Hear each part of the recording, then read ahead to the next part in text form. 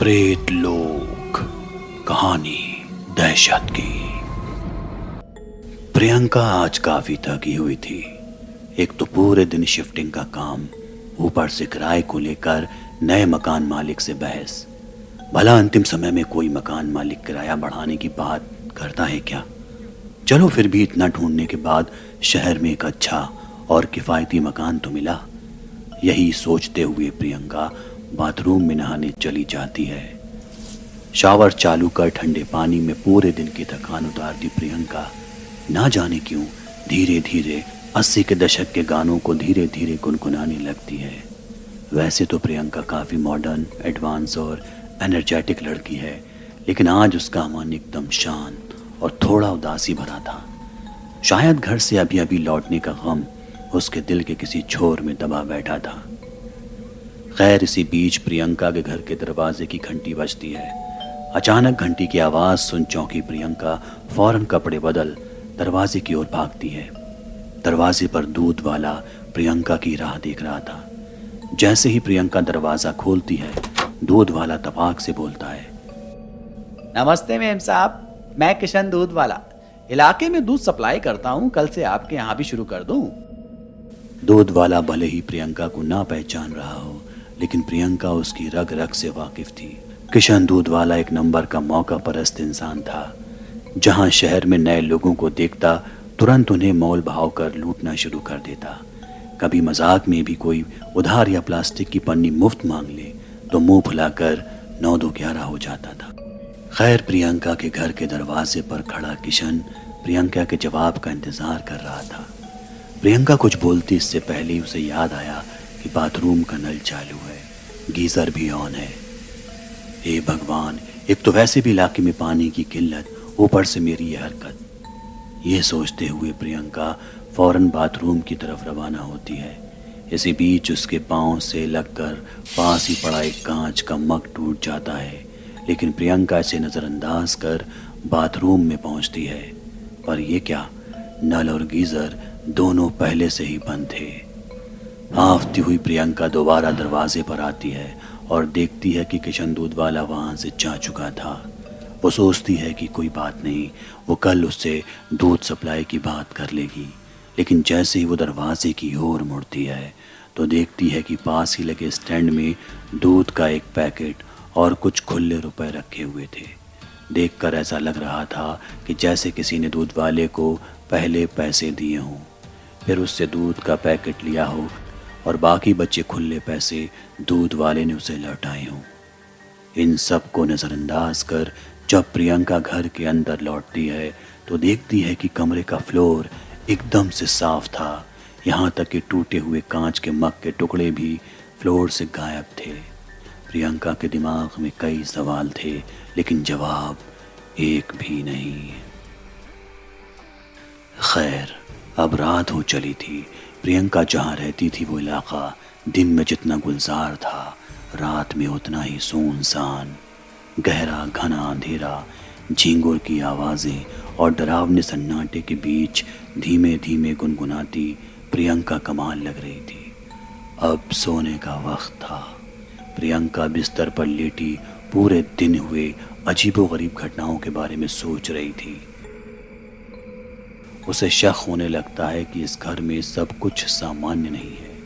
ये सब सोचते सोचते धीरे धीरे प्रियंका की आंखें भारी होने लगती हैं और थोड़ी ही देर में वो सो जाती है।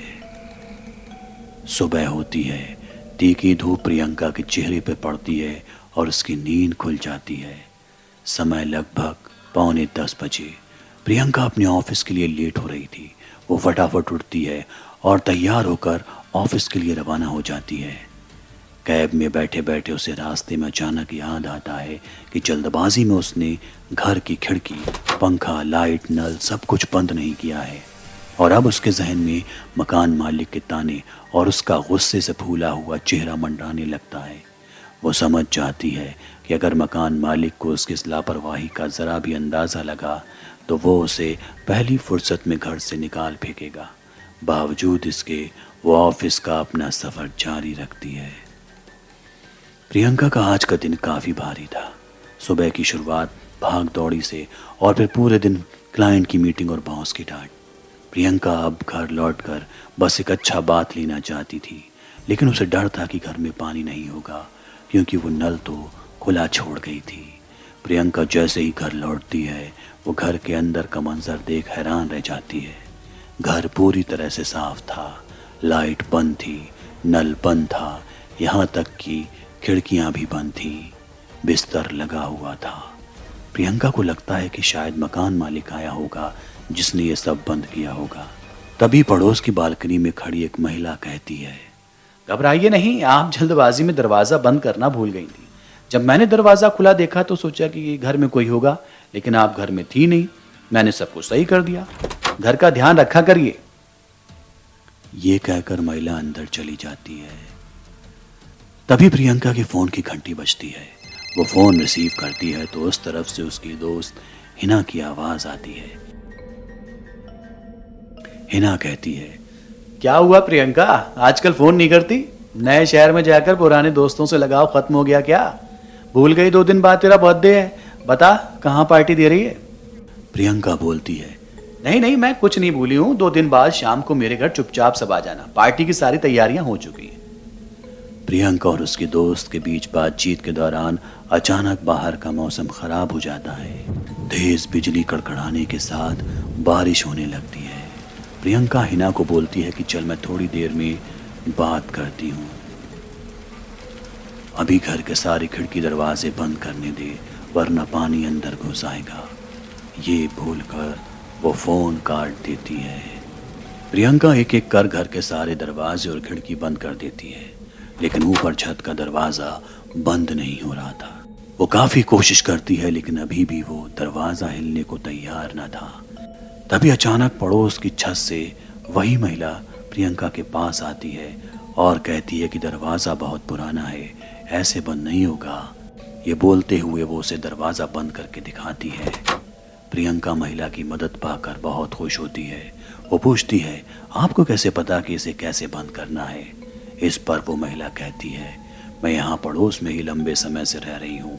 इस घर के बारे में मुझे सब कुछ पता है। मैं पहले इसमें रहा करती थी। प्रियंका महिला से बात कर बहुत खुश होती है और वो उसे अपने बर्थडे पार्टी में इनवाइट करती है, जिस पर महिला भी खुशी से हामी भर देती है, लेकिन कहती है कि दिन में मुझे काफ़ी काम होता है। अगर पार्टी रात में हुई तो वो ज़रूर आएगी। प्रियंका उससे कहती है कि पार्टी रात में है क्योंकि हम भी दिन में काम करते हैं। 2 दिन बाद बर्थडे आता है। प्रियंका के सारे दोस्त यार घर पर इकट्ठा होते हैं, लेकिन प्रियंका की नज़रें अभी भी किसी और की राह तक रही होती हैं। दोस्त उससे पूछते हैं कि क्या हुआ, प्रियंका किसी ख़ास के इंतज़ार में हो? तो वो बताती है कि मैंने हाल ही में एक नई दोस्त बनाई है। मैं तुम सभी को उससे मिलाने के लिए बेताब हूँ। बस प्रियंका का इतना बोलना ही होता है कि महिला घर में दाखिल होती है। पार्टी के लिए पहले इतना लेट हो गया था कि प्रियंका बिना वक्त गवाए पार्टी शुरू करती है। लाउड म्यूज़िक, डांस, खाना पीना, ढेरों सेल्फी, सब खूब एंजॉय करते हैं। अब धीरे धीरे सारे यार दोस्त घर लौट रहे होते हैं। अब बस हिना और उसकी बहन ही प्रियंका के घर में होती है, लेकिन प्रियंका देखती है कि वो महिला बिना कुछ बताए वहां से चली गई। प्रियंका अपनी सहेली से पूछती है, आप लोगों ने उस महिला को देखा? हिना और उसकी बहन उल्टा सवाल करती हैं कि किस महिला को? प्रियंका उनसे मजाक न कर सही सही जवाब देने को कहती है। तब हिना और उसकी बहन उसे समझाती हैं कि पार्टी में कोई महिला नहीं थी, सिर्फ हम सारे ऑफिस के ही दोस्त थे।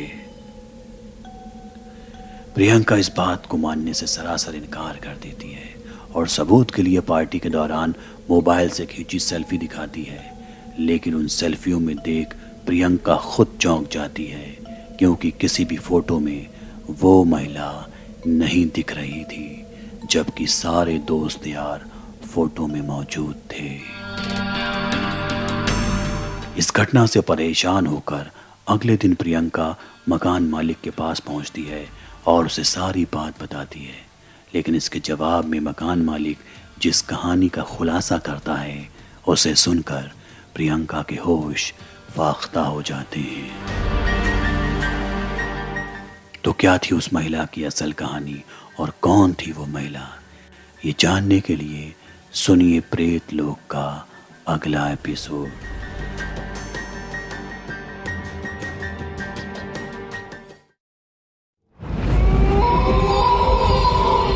प्रेत लोक, कहानी दहशत की।